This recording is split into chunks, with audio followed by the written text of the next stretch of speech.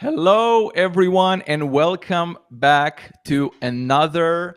I would call this episode, but it's not really an episode. It's not a podcast. It's an office hours that we're doing on a biweekly basis. And I'm Emil. I'm your host, and we today have Powell and George with us. How you doing, guys? Hello, hello, doing good. Hey, doing Hey, good. All right. Before we continue, and I will ask each of our guests to introduce themselves. Please feel free right now in the chat, wherever you are seeing this, if it's on LinkedIn, on YouTube, just put in the comments or in the chat where are you joining us from, and what is the time for you. I would start by saying that the time for me is I think it's 6:30 p.m. What about you guys? Same for me. Same for you. yeah, Good. Really, Paul? You the same? uh, 5:30. Oh, 5:30. Okay, amazing. So yeah, if someone in the chat, I see that Pawan has joined us. Also, Pawan is from India. I think he is maybe 3 hours um, behind me or I think ahead he's of ahead. me. Ahead of me. So I think it's 9:30. Man, come on, you are so basically we're putting Pawan to sleep today. um so all right, let's do a really quick introduction. George, tell us kind of briefly who are you and slightly about yourself. Hey, so I'm George. I'm quite a new hire at Novu. I've been here for about 2 months and like some days. It's uh, it's not been long. I'm coming over from Clerk, where I was building components, and I came here to do the same thing, build components at Novu. Amazing. And Pavel, what about you, man? Yeah, hello. My name is Paul Timchuk. I'm a team lead in the components team. Basically, I'm a person who is looking for a nap currently because I'm super tired because of my two lovely kids. I work for the last 2 years at the Novu, and I'm a professional developer for the last 10 years. Uh, yeah, Amazing, amazing. And okay, so today we are actually going to talk about your most recent project. It's basically still, in a way, ongoing, but we did also made the initial release, which I'm personally really hyped about, and I also we have covered this on I think pretty descriptive blog article or blog post about the sort of behind the scenes of how the development process has been actually taken care of. But let's really set the stage and understand a bit, kind of give our audience understanding of what happened. So we released a new inbox component, and the way that we have done it is like for maybe old timers, you already had a sort of kind of bell uh, notification component. We call it like the package is still there. It's called notification center. But pretty recently, internally at Novo, we decided that we want really to up our game, really make much higher quality component, embeddable component that we could use. And right now, I'm basically going to let Powell maybe describe the process. And I think that we could really start from why we actually decided to do that. yeah, of course. Um, we released the notification center in 2022, somewhere in the beginning of that year. And since that time, like many things have changed around the technologies. Maybe with a small example, like Tailwind, I remember like during that time, Tailwind was raising on the popularity, and now it's quite often used in development. And basically, during the last couple of years, we've been gathering the feedback from our clients, and all of the feedback that we collected, we saw some of the insights in them that been highlighting to us that uh, it's the solution that we provided had a few limitations. One of them was that it was limited in the component styling. People usually ask to provide them with the APIs that will allow them easily to adjust, the notification center to their product requirements. It was also hard to build the custom components with the old notification center, and overall the composition was not in the perfect state. And some of our clients were using our hooks, and but the hooks, they were also kind of giving all at once sometimes, and without the perfect developer experience in the mind. So and one of the biggest lack was also the support for the mobile platforms, like Hmm. for example for Direct Native, and it's really frequently asked by our clients.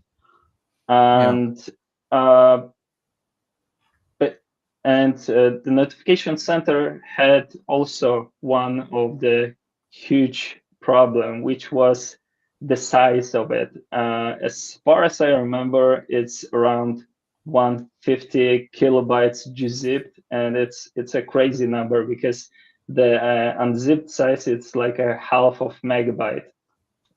Hmm. And the problem with this is that it basically uh, has the impact on the page load times, has negative impact on the user experience overall, right? Hmm. And because it's super heavy, let's be honest, right?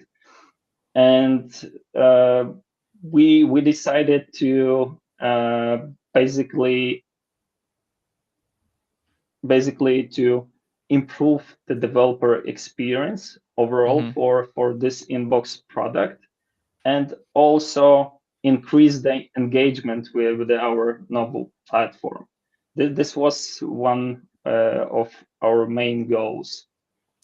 So We, yeah, um, so I think just kind of as a add kind of I don't know if we should call it a fun fact, but it could be fun fact because um, the most used channel for delivering messages and notifications among the Novo users and the community is the in-app channel. So basically, we had something that was working. Like when we released this at 2022, it's definitely delivered the value in terms of basically being the um, oh, sorry, basically being the solution that our users needed to just have an embeddable component that they could really quickly add to their front end. And well, it was usable, it really kind of delivered on the promise.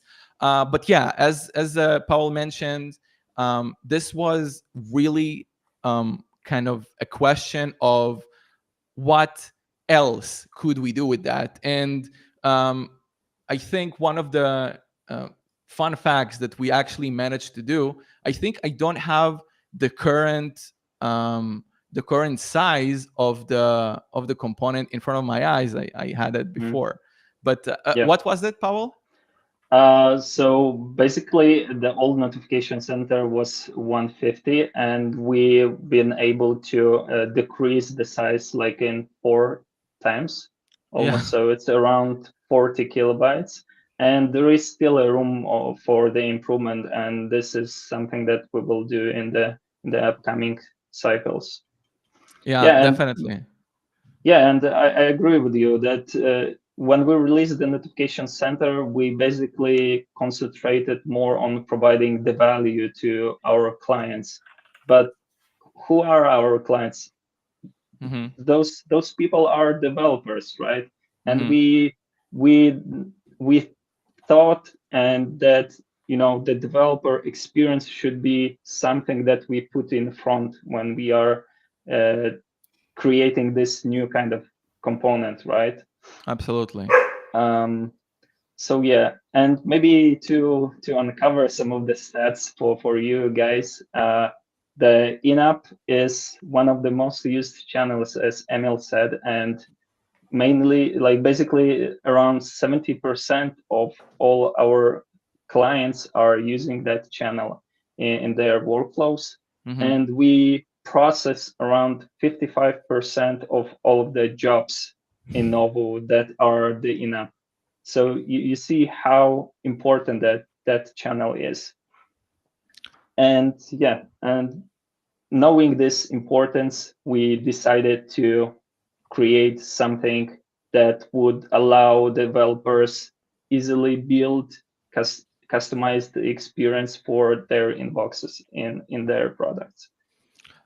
Can you maybe share what portion of that from our users that we're using mainly the headless library? Because I think maybe a year ago, or maybe I'm just kind of a bit wrong on the timeline, so don't really hold me accountable for that. Mhm. But I know that we released the headless notification library in hope or for people to actually not rely on our embeddable kind of complete component, but actually use the the logic in a way of hooks, where they can just use calls to Novu's API and have their own customizable design of every element. If they don't really want something, want to maybe lose something, they can just fully customize the experience. But the headless, from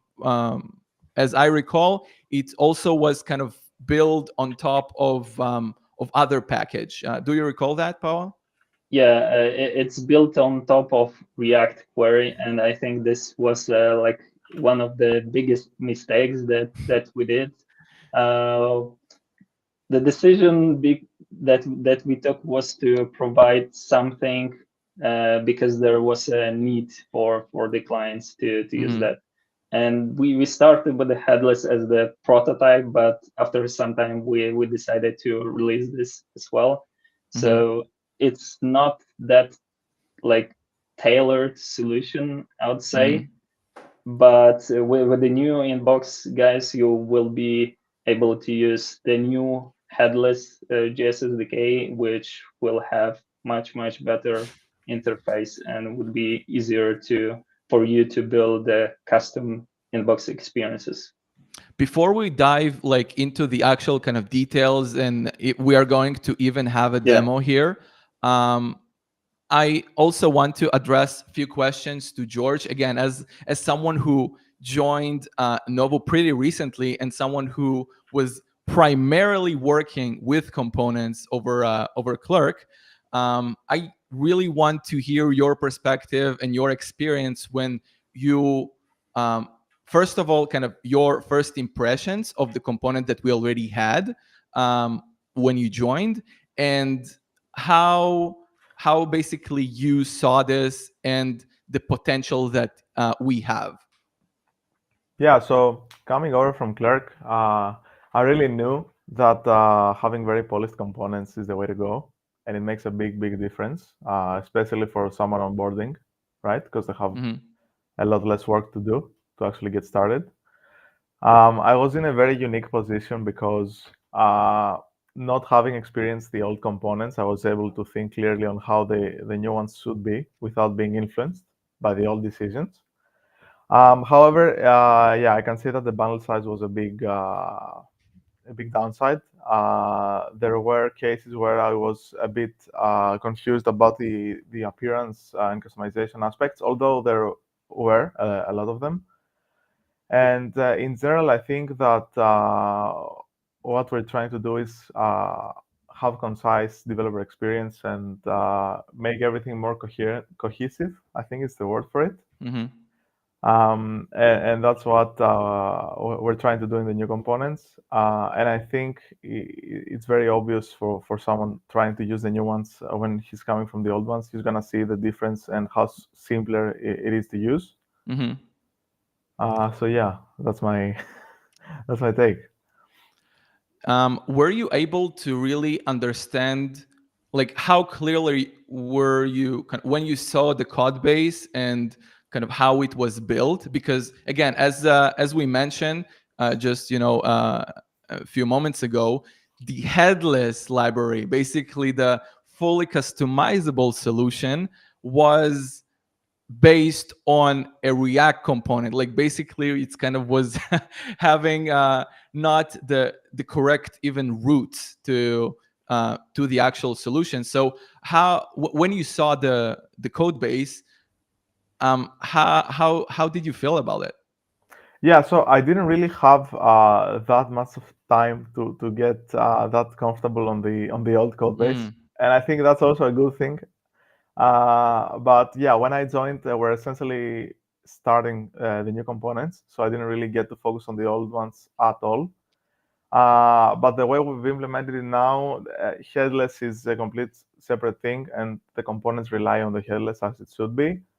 And this way, we can also get hooks going pretty easily and support other frameworks as well a lot faster. Although I suppose we're going to get into details a bit later yeah, for absolutely. that. Yeah. Absolutely. So, yeah, Paul, what do you wanted to add? Yeah, I just wanted to say that we, like during the development, we've been not concentrating on what was done before. Like I mentioned before, our main goal was to provide a superior developer experience. And we've been saying that, something that we have done before, it's gone. Let's create something new. Let's create something that is much better. And that's why maybe George is also mentioning that he didn't have enough time to touch the old code base. Mm-hmm. Um, yeah, I totally get it. So, what do you guys think about really kind of really show what we got, and then we can even dive a bit deeper into the development process that was in place and how you actually guys approached it. Yeah, of course. Yeah. All right. So I'm going to enable your screen right now. All Okay, right. so it should be visible. Can you maybe just zoom in just a little, Okay. or yeah, I think It, that it works. okay. If chat, if anyone have like an issue or something with the current size, please let us know. And if, of course, if you have also questions that you would like us to address, also just put them in the chat or in the comments on LinkedIn or in a tweet in on X or Twitter. So yeah, yeah, Paul, let's go. All right. So let me introduce you to the new inbox component, guys. Woohoo! That's Yay. the component.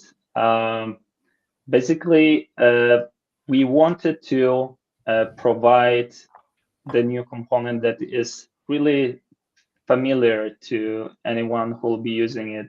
So some of our UI decisions were like, for example, we took some of the decisions from different products like Notion or Linear or some other tools, and we wanted to create something that would be familiar to everyone.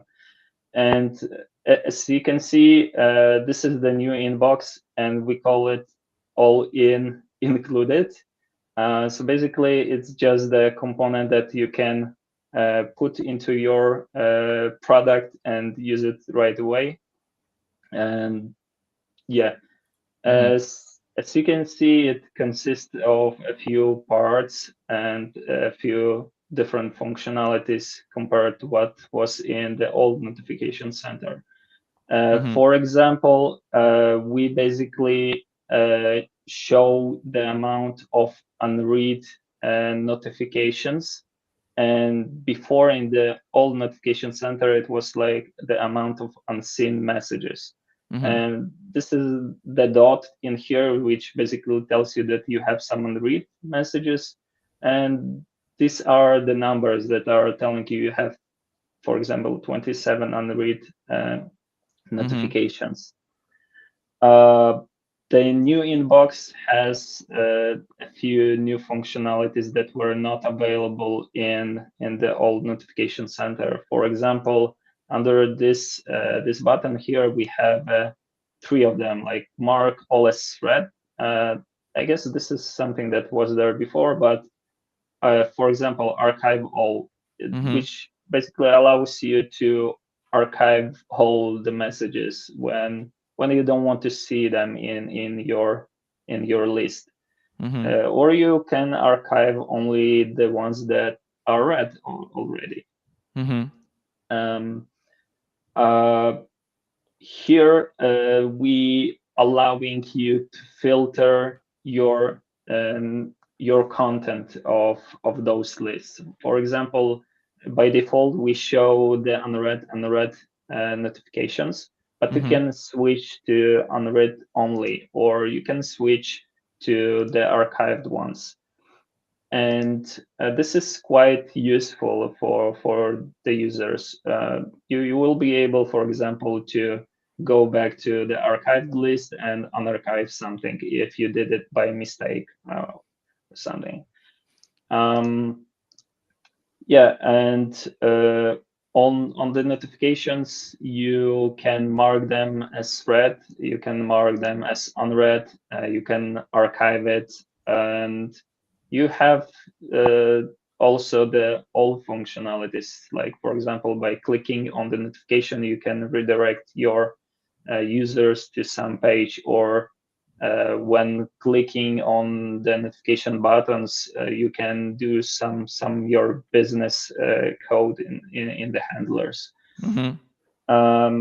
The also the one of the difference from the old notification center is that we've introduced also the subject line, we call it, which basically allows you to provide some short text about what this message is about, right?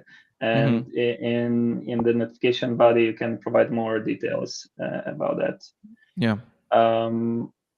And the styling is different, and maybe about the styling and the customization and composition, maybe George could provide us more information shortly, because he is the master. He is the one who did this. And just to show you the example in here, we are the same way preloading the next page of the notifications during the scroll. And the one that the addition into this is that if the new notification will appear, so for example, if the user will get a new notification, there will be shown like a CTA button here at the top, which would tell you like you have 5 unread messages, or you have like 10 new unread messages. And when the user will click on it, it will, load those missed messages.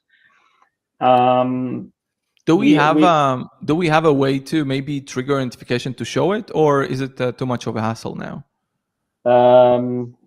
Yeah, maybe I can try.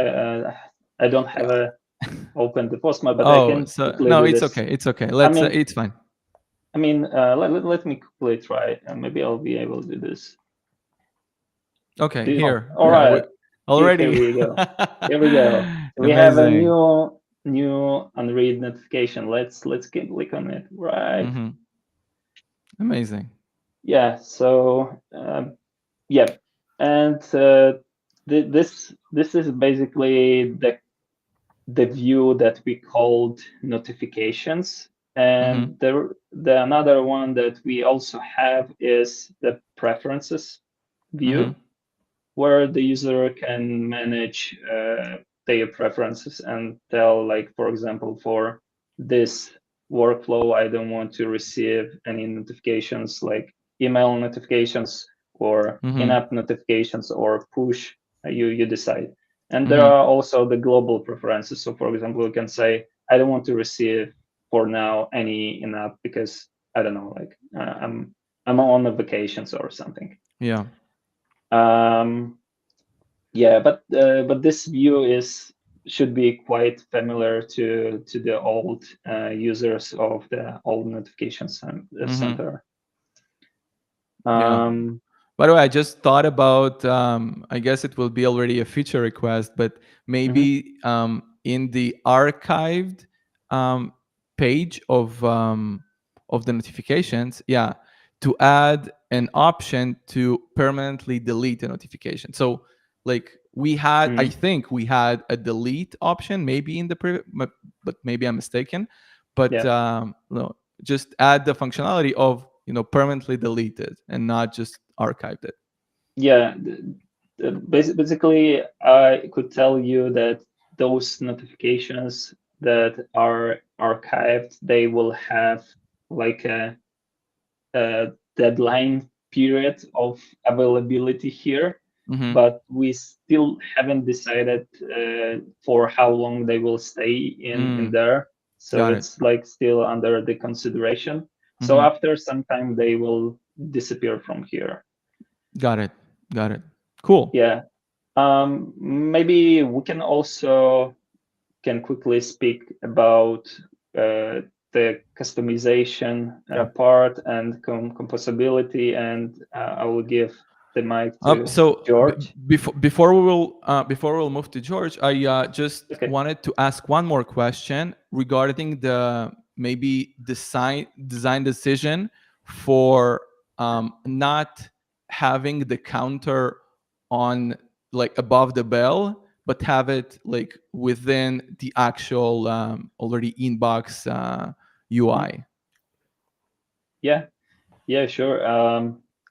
This is the decision that our designer took. Mm-hmm. It's basically we've checked a lot of different patterns in here, and the one that was really common to all of the different products was just to show the dot Mm-hmm. here at the top and not worry the users with the amount of unread Mm-hmm. notifications. But if you or your product have some requirements to show that amount of the notifications, of course it's possible to create your own bell button, and with the components that we provide, it's really easy to do. And one more question is, we can see, and I do believe that we did not had this in the notification center component. Basically, the tab of all notifications and the newsletter, for example, notification tab that you have here. Yeah, like you see here, we have two tabs, but Mm-hmm. it's a example that I prepared. So I added like two tabs in here, and the one I've called all notifications, and the second one I've called newsletter. So Mm-hmm. basically, we are providing now the functionality that allows you to filter all of your notifications and put them into the same list. Mm-hmm. So for example, I can tell that, okay, all the notifications from this workflow, particular Mm-hmm. workflow that is tagged newsletter, Mm-hmm. I want all of these messages to put into the newsletter list Yeah. under the newsletter tab, Mm-hmm. and all is basically you want to see everything, right? Right. So we also allow you to do this. Mm-hmm. Um, Amazing. And for our viewers and to the community, whoever is watching this right now, or maybe the recording, this is something that is you can enable when you are creating the workflow with the Novu framework. So when you are configuring the inbox step of your workflow, you can at the end add the tag object. I think it's called object, right? tags. Basically, add the tag configuration, and that way you could really specify to where this particular in-app step is going to be shown within the notification component. All right, with that being said, let's really dive into the customization thinking and the implementation that was held there. So George, come on, let's go. Yeah. So, first of all, I'd like to touch on the custom bell and custom notification functionality. Mm-hmm. It's pretty simple. It's like we had in the old components. You can pass a custom bell component or a Mm-hmm. custom notification component, given that you already have the data of the either the unread count for the bell Mm-hmm. or the notification object itself for your notification component. So this can Mm-hmm. be completely overridden in React or in the like other frameworks we're gonna release soon. Mm-hmm. I'm gonna touch that in the end and say how that's being made possible in such a short time frame.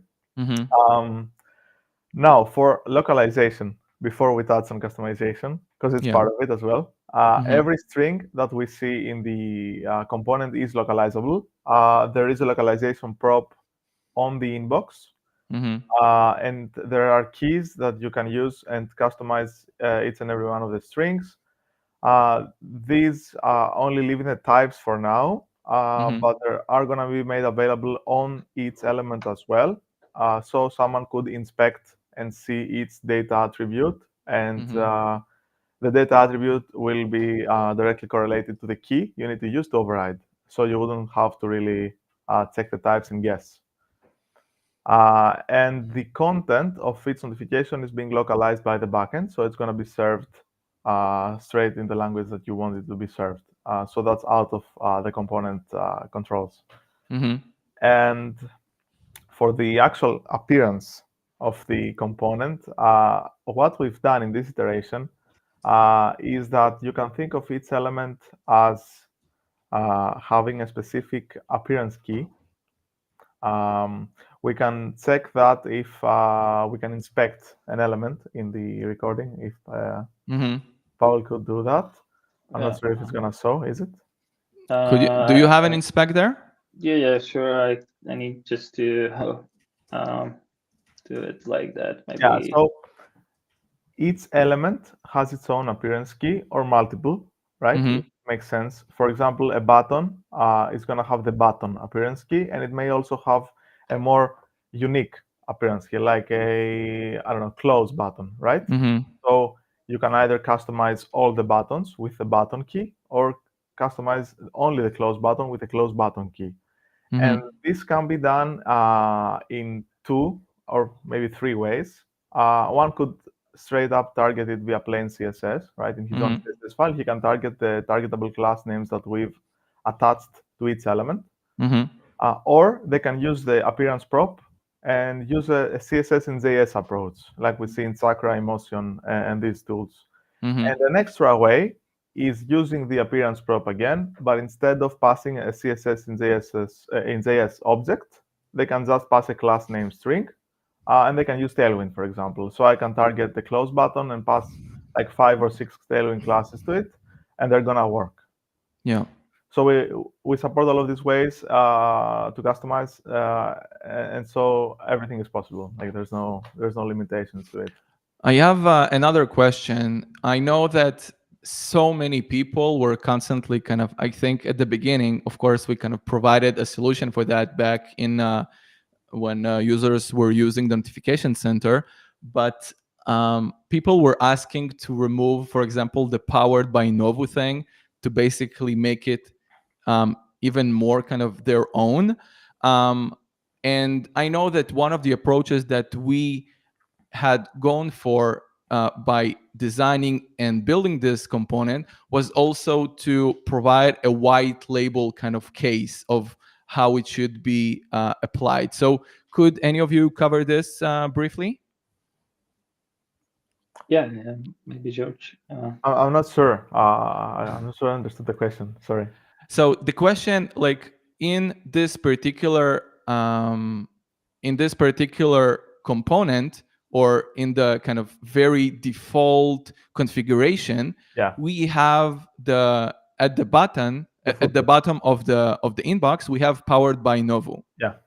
Now I know that in the design phase, we also had a white labeled kind of design for the notification for the inbox component. And I just wanted to ask, is it already available? Will it be available? Or is just kind of something that was mainly for the design phase?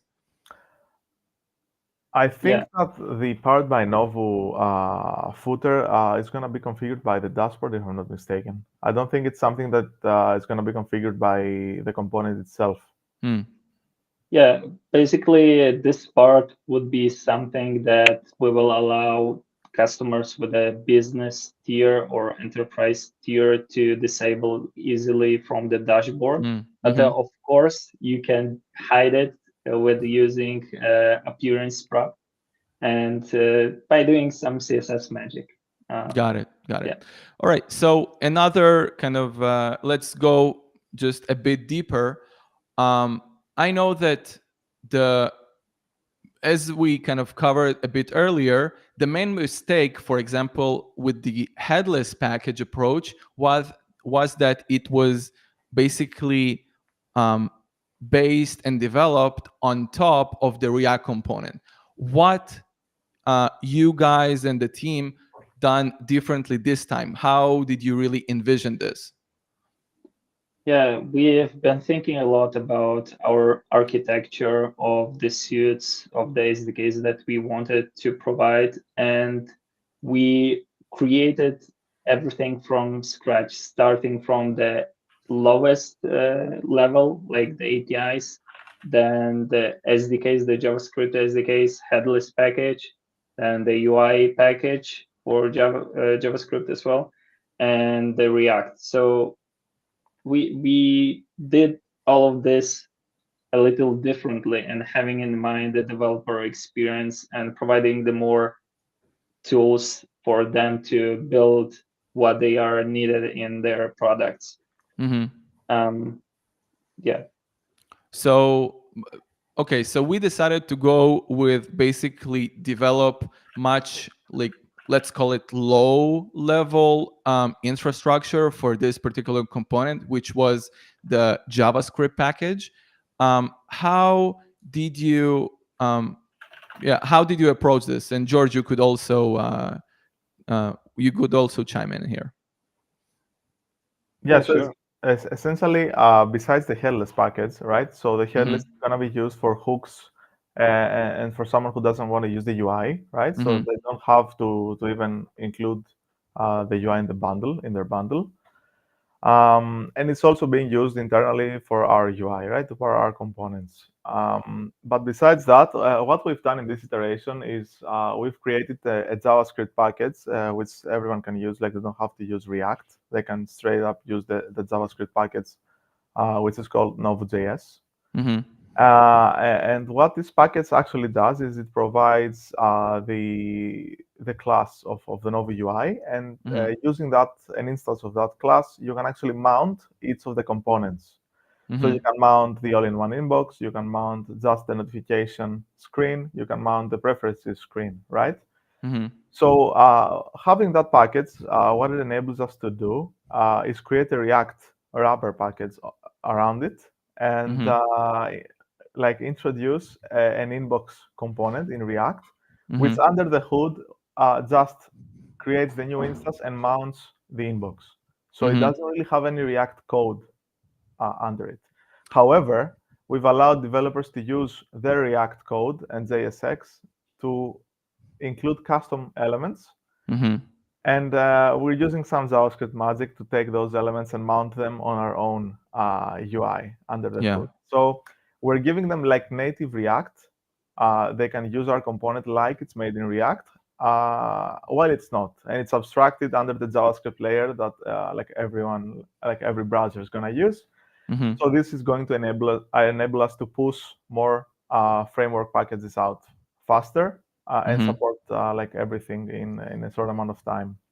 Yeah, Um, and yeah. one of the main problems also with the old notification center was that it was kind of limited to create the other packages. Like we, as you know, we have packages for review, we have for the Angular and for the React, Mm-hmm. but we don't provide like the packages for Svelte, for example, right?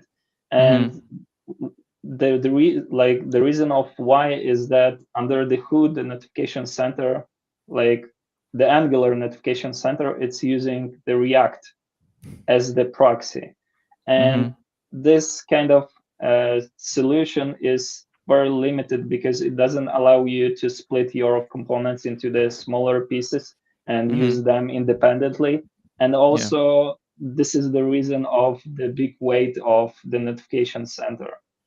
And here we basically created a little different approach with our new JS SDK.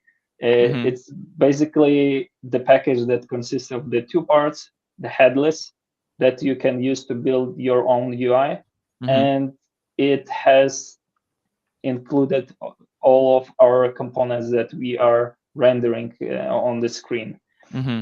And uh, this approach allows us easily, because all of that is written in JavaScript, we can Mm-hmm. easily port it to other UI libraries like easily React, Vue, Svelte, etc. These packages would be like a thin layer for mounting the components that are written in this JavaScript package, Mm-hmm. and it allows us to provide like a more packages and support wider range of the different frameworks. And Before I, yeah, what do you want to say, George? I think we didn't mention at all that we're not using React under the Mm-hmm. hood. We're using Solid.js this Yeah, time around. Yeah, this is so. Yeah, we definitely could have really touched that, and I think that it's pretty interesting. One of the key points that I really want to point out in this particular development process is that the approach here, when you were developing and ideating on how this is going to look like and how it's going to behave and what decision you are going to make to really nail the developer experience, is the fact that you were working on the developer experience guides, basically um, creating not necessarily the story, but basically thinking from a developer perspective, how would you want to implement this, how you would like to customize this, how you would like to really play around and shape this, and that what drove every decision in every junction uh, that you face, like basically every question what you should choose. So again, what will be the best for the developer, what will be the best for the person who is implementing this and want to customize, whatever. So I think it's very, very great approach, and I do hope that it's going to be like it will continue to be like this. Yeah, And I actually want to maybe do kind of a zoom out, and I'm going to ask you a question that is just a bit broader. Like, we do have all the context for how you guys build the inbox component, but I want to ask you maybe in a bit of a general sense for TypeScript, like JavaScript developers, web developers, how, like, if I want to build an embeddable component, how should I approach this? Not necessarily notifications. Like, um, you can of course reference the what you have built with the inbox, but what would be your approach and the steps to really do that? And George, if you want to start, because I know that you were really into this, like in Clerk before and right now, like all the components, you can do that. Powell, of course, feel free to chime in. yeah, yeah. go ahead, George. So even though we did kind of a similar approach at Clerk, we didn't really support, for example, Angular or Vue, right? Mm-hmm. However, what I would do again is just implement and be like framework agnostic, Mm-hmm. because that enables you to push out packages for each library out there, and like this is the X, right? Because you're supporting more developers to use it. Mm-hmm. Otherwise, won't have any developers that are gonna use your product Mm-hmm. if you only push it out for React, right? Right. And besides that, you need to really think about how your component is gonna be applied to its different use case. Mm-hmm. So customization is a must. We have a long way to go because we can support many more custom components that are going to be passed into our components and mounted on top of our components. So Mm-hmm. that's going to enable a lot more customization. But at the very basic level, you should at least allow all of your elements to be accessed and styled with Mm-hmm. CSS, and of course be localizable. So if you have a component that it only uses like JavaScript, it doesn't require the host application to have like React or something else, Mm-hmm. and it's localizable and customizable. You're like 85% there. Nice, nice. This is it sounds awesome. I actually would like you even kind of to dig just slightly deeper into that. So for example, okay, so we said that it's supposed to be framework agnostic, which means that it's going to be developed with JavaScript, and it should be kind of all the elements should be customizable, and all the elements should have the localization kind of options to it. Mhm. What else? Like, how do you actually kind of design the process of building this? Yeah, so essentially, you don't have to like use only JavaScript. You can use the framework, Mm-hmm. but you need to like to isolate the library in your own package, right? So, Mm-hmm. for example, what we did over at Clerk, which is kind of similar, is we use React, but when you were using the package in your own application, Mm-hmm. your React kind of instance was different than the Clerk Mm-hmm. React instance. So we're using React internally. We're Yeah. consuming it only internally. So that's what you need to do here as well, and you can use any framework that you want. And for localization and appearance, you only have to like target each element when you create it, and Mm-hmm. like say, I will apply this specific class name to this specific element so that someone else can target it from the outside. This is the very basic level of adding customization, and then you can add the prop, and if you detect the key that is correlated to the element in the prop, then you can add the extra styles on top. Mm-hmm. So it's not that hard. The package is very lightweight. I think it's easily readable as well. So someone could just go straight in the Novu package right now and read it and Yeah. understand kind of how this is being done. Mm-hmm. And this is also going to allow contributions from outside the company. And it's also going to allow community packages to grow as well. Mm, interesting. So right now, actually I want to also welcome the people who join us into the stream. So we have Santosh, we have also Mark, and Mark asked. I think this is really kind of it's kind of nailing to the point that we just raised about, for example, the Svelte component. So right now we released of course, the JavaScript, the JS based library, and um, and of course we also released the React one. How fast do you think that we can start really to support and cater to also, the Svelte framework, the Vue framework, etc.? Yeah, we started with the React because of its market. Market is really wide. Like Mm, everyone now is using React with the Next.js, for example. And currently, we are working to provide the React hooks, mm-hmm, which will be also, it will be possible to use those hooks between different platforms like a mobile and the web. mm-hmm, And the next step is that we want to create also the Vue package.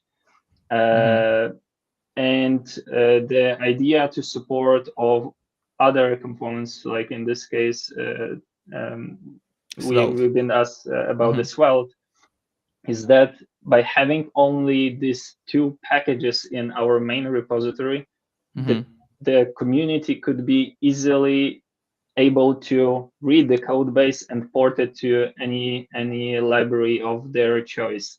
Like we mentioned before, the components are created in the JS package. So Mm-hmm. you need just to create like a thin wrapper on top of it, and you can look at the interface of the React package to do that. It's not that hard.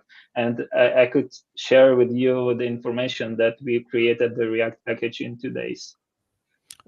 Wow. Okay. It's amazing. Okay. And I definitely think that there is a room to kind of build even maybe a small contribution guide into kind of how to um, use the JavaScript package, the component package, to mount it in your preferred framework and not really wait for our official release. So yeah, I think it could be really, really huge, and it's definitely kind of put just few levels up in every sense. Yeah. Yeah.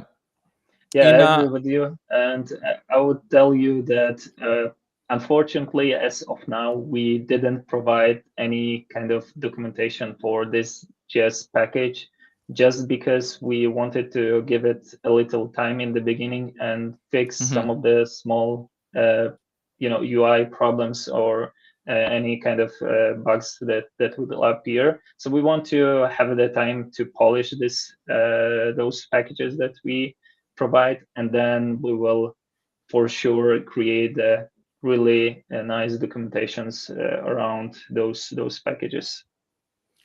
my actual I think it might be my last question, or pre-last question. um, right now we mainly testing the inbox component using the React package. Why are we using it in the React package and not really implementing and testing on the fundamental level on the JavaScript level? Yeah, so I can answer Mhm. that. So in the beginning, before even we had the React packets, we're just testing on the playground using the JS packets, and Mm-hmm. essentially that code that we had for testing, we took that and placed it in the React packets, and then Mm-hmm. started testing on the React packets. Because what it does essentially, it's just like a use effect with an empty dependency array, like a non-mount, and it mounts our component, and then it just updates, and like it remounts to just get the re-render when something Mm-hmm. changes. That's one step. And there's also a small logic for mounting the custom elements that someone needs to pass. So that Mm-hmm. could be a custom bell or the custom notification component. So Mm-hmm. this is all the logic that's needed in that package, and we're testing with that because that's how most customers will use it. Mm-hmm. So it's the best thing for us to test. And testing with the JS package means we might miss something in the React package, while the other way Mm-hmm. around, it's much harder to miss a bug. I see. So, okay. So this is, I think, a very, very good point, and I think it answers my question. Now, if, for example, our community, our users are going to have some feature requests, like for example, the one that I raised, like add the delete option to the archived notifications.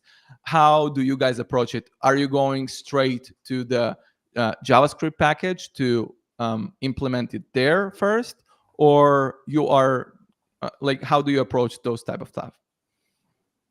Yeah, it depends what that request would be. Mm-hmm. If it's something that is needed, for example, from the DX perspective of the React package, we Mm-hmm. would probably start about thinking how we approach that with the creating the DX guide that's you mentioned before, Mm-hmm. and then propagate it to the JavaScript package code. But it all depends on the feature request, because sometimes it might be something that we would need first to implement as the core, in JS package and then expose it externally.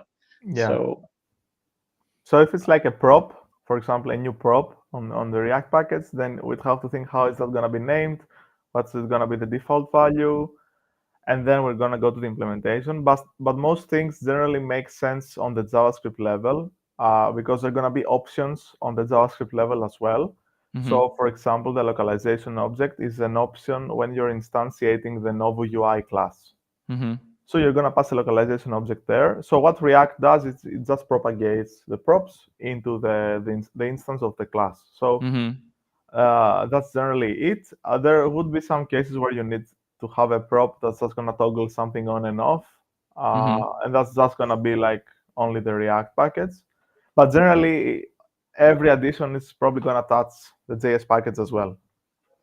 yeah, and we basically want also to have a common interface between all of these packages. So if there would be a request for something in a React, it probably would means that there will be somewhere in the future the similar situation for the Vue package. So Yeah. we need to think about this in a way that if we want to introduce something to one package, that the same thing probably would need to be used in the other packages too.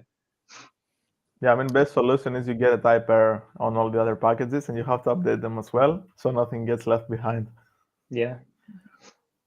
Yeah, definitely. It definitely makes sense. And that, I guess, why um, possibly maintaining multiple packages for multiple frameworks is also could be a challenge. I don't know if it will be a challenge, but it could be a challenge to really make sure that we are able to provide the right amount of support, the right amount of kind of basically the like if I'm just remembering, for example, when I was, I think, creating some guide on the Angular notification center back in a year ago or more.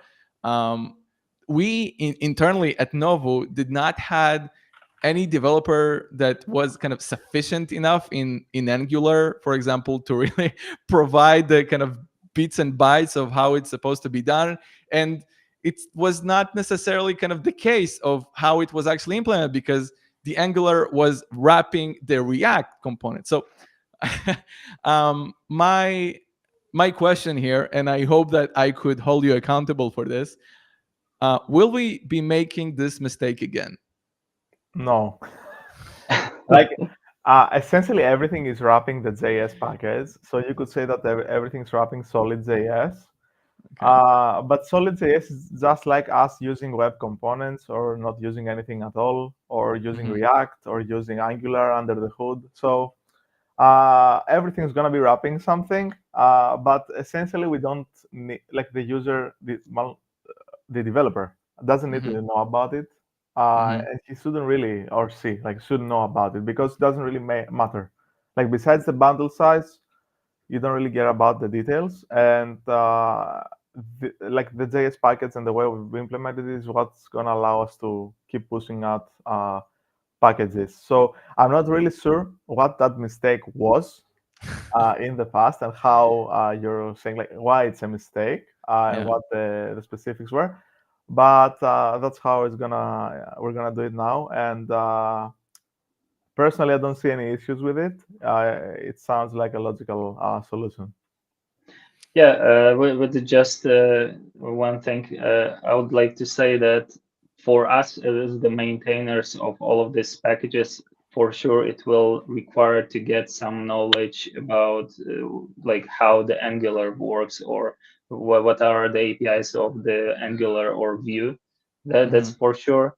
But as George said, the core is in JavaScript and it's written in the solid, the similar API and interface to the React, and we know this. We have experience in that. Absolutely. So I'm going to be wrapping this session up, but like to summarize, or maybe to just kind of have a small segue.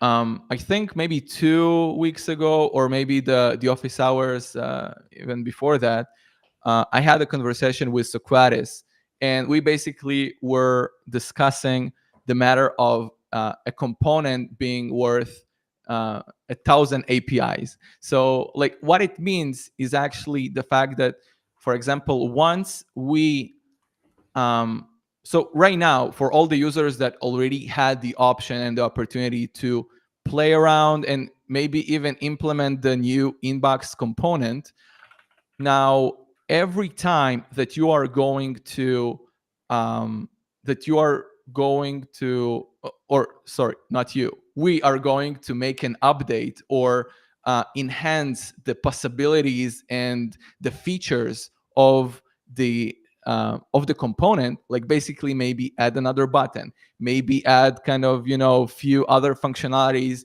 that and features that are being asked, maybe not even by this type, by a specific customer, but was asked by, I don't know, someone else that had a specific use case.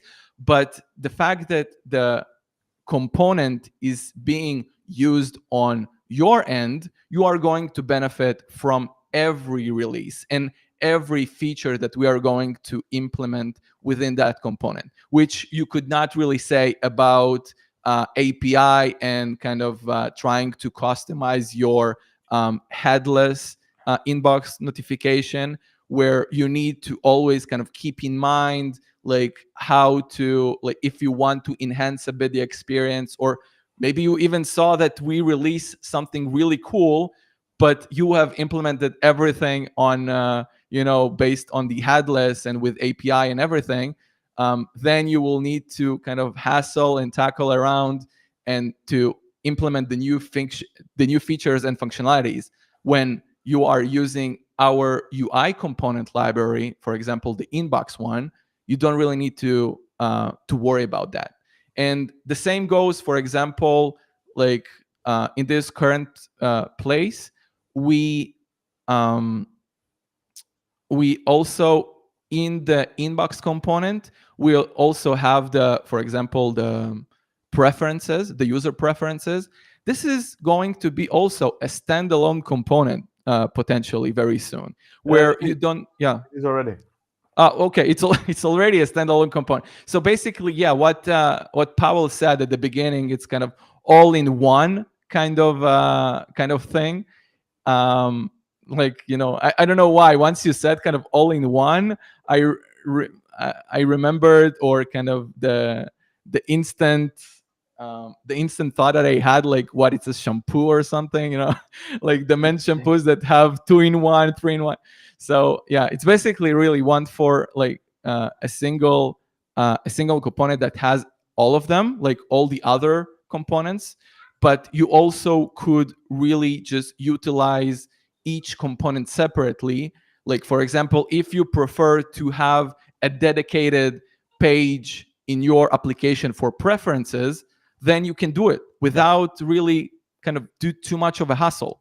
So yeah, this is really, really, really amazing, and I think this approach are going to get all of us very, very far. Um, and um, and right now, I got reminded that we are conducting a state of notifications survey, where basically we are prompting you, the users, the community, to help us really figure out what's happening right now in your field, all what's notification related, how you interact with any notification channels, how you building this, how you developing this, to just help us to gain as much insights as we can, so we could structure the roadmap, for example. Like we said it here multiple times in various ways, with maybe new frameworks that we should support, new functionalities, like what you want to have, like what is your experience, and just help us to basically shape the future of all what's related to notifications. So in the chat, you can see also that we have some sort of prize and incentive, or you can even scan the QR code that you can right now, pull out your phone and just go and fill up the survey. It's something that is just going to help us and help you to um, build what we are actually trying to lift here, which is the overall experience with notifications across all the technologies, all the products, like every service that you know. So yeah, you definitely could influence and even win some cool stuff. Good. I think that I think that that was a good kind of a good segue, good wrapping point. I really want to thank Powell and George here that you guys have joined us, that you produced. Also, we don't have Biswa here, but he also chimed in with your team to really build and deliver this really amazing experience that our users and other developers can really benefit from. So I personally really thanking you for everything that you have done, and I think that you um, made a very high quality component, high quality product. I think in the post production, when this video is going to be already released as a recording, we could also add you. If you will go to the description, you could see also the survey, but you could also see the links to the playground of what Powell was sharing, basically how it looks like and what you could do, and see the code behind it. And you probably also could navigate to an inbox demo environment that I'm personally working on with few other team members, with Pawan as well, and of course with the inputs that the overall engineering team are chiming in for. But you generally could really do amazing stuff with it, and we need your feedback. If you are using this, great. Tell us that you are using it and you are happy. If you are not happy, and if you try to use it and something is not really going the way you expected, let us know so we could really improve every bit of it. If you want us to support a particular framework, if you want us to add a particular functionality, just help us shape the roadmap for the components that we are releasing. We have a great and amazing team to execute this. So just we need you for that. And good. With that being said, thank you, folks. Thank you, Paul. Thank you, George. Thank you for keeping up with me and bearing me for for an entire hour. I think that we need to start putting like an hour session for that. But really, thank you guys. Yeah, thank you for having me. Yeah. And of course, if any of the viewers or the community, if you would like to reach out to us and chat and maybe get our feedback and thoughts, or maybe you just want to have some sort of a conversation, join to our Discord server. The link is going to be right on the screen, I think in a few seconds. But the link to our Discord will be also in the description below. And this is the place where you can go to ask questions, to help maybe debug your particular use case, or just use us to shape your use case with great notification experience. With that being said, thank you all, and we wish you a great rest of the day, evening, whatever. All right. Bye, everyone. Thank you. Thank Thank you. you. Bye bye. Yeah.